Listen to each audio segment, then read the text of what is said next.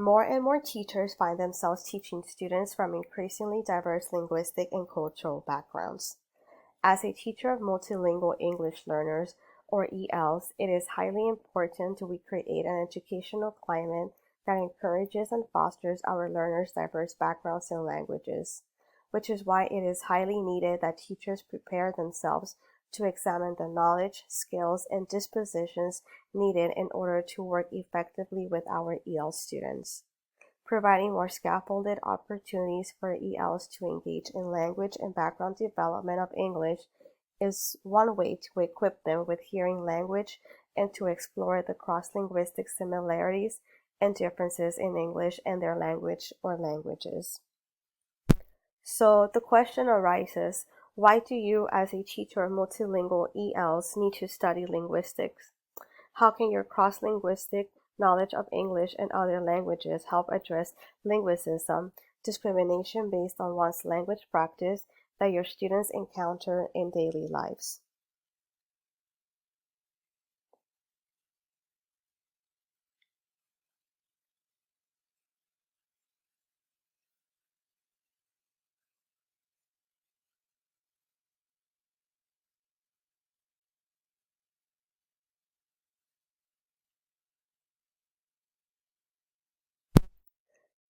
Teachers need to understand language variation and the effect it may have on their EL readers.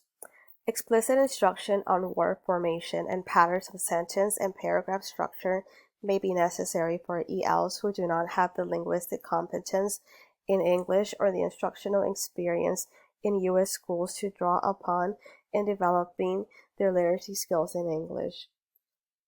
However, while good teaching practices for native English speakers are often relevant for ELs, they are often insufficient to meet their specific linguistic and cultural needs, for which it is imperative that as a teacher of multilingual ELs, studying and understanding linguistics should be prioritized.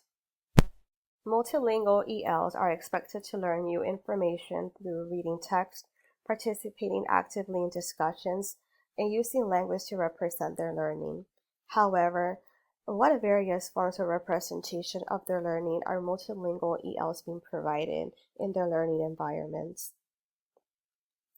One example that comes to mind when I think of cross-linguistic features and its benefits is the existence of cognates, which are sets of words that may be identical or similar in form and meaning in two languages, which may make it easier for EL students to relate these cognates in their native language to English when they come across them.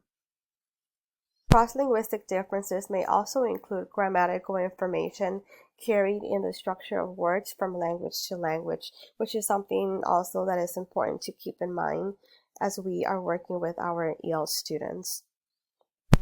Also, it's important to remember that each language uses a different inventory of sounds, some of which may be identical to those in English and some may not be. Keeping in mind the differences and similarities can also help us teachers of ELs not only to get a better idea of what the students' strengths and needs may be in their native language or languages, and how they are making these cross-linguistic transfers as they engage in English and in their native language or languages, but it also helps us address linguicism that our EL students may encounter in their daily lives, providing opportunities for students to demonstrate what they do know in their native language, and inviting teachers to engage in community-based experiences both within and outside the school community can help to increase our awareness and understanding to promote cultural and linguistic value in our classroom communities.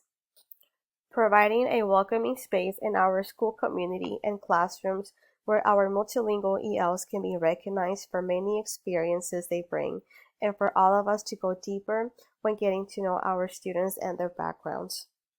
Having this understanding and appreciation for diversity can also help us teachers of multilingual ELs to better understand how various languages can support phonemic awareness of English and value what our students do know. Providing our students with ample opportunity to demonstrate their learning is a great way for us teachers to see our students' growth in their learning.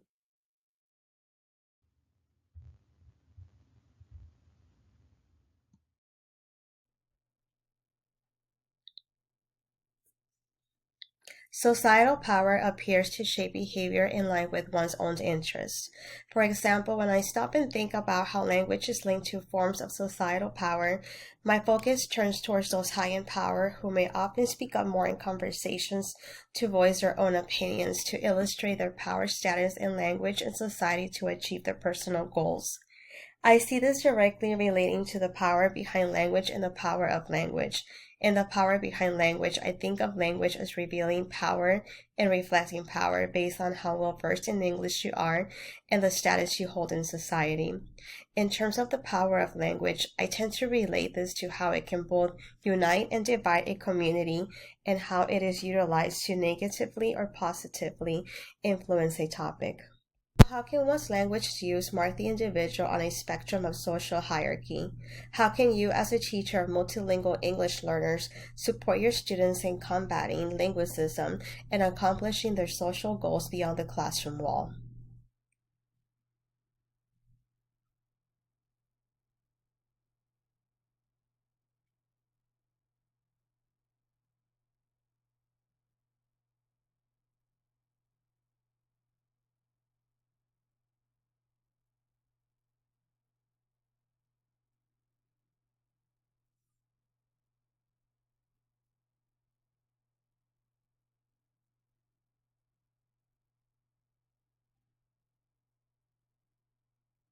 The way we speak can be seen as a marker of how people may associate someone with or with whom they may identify someone to.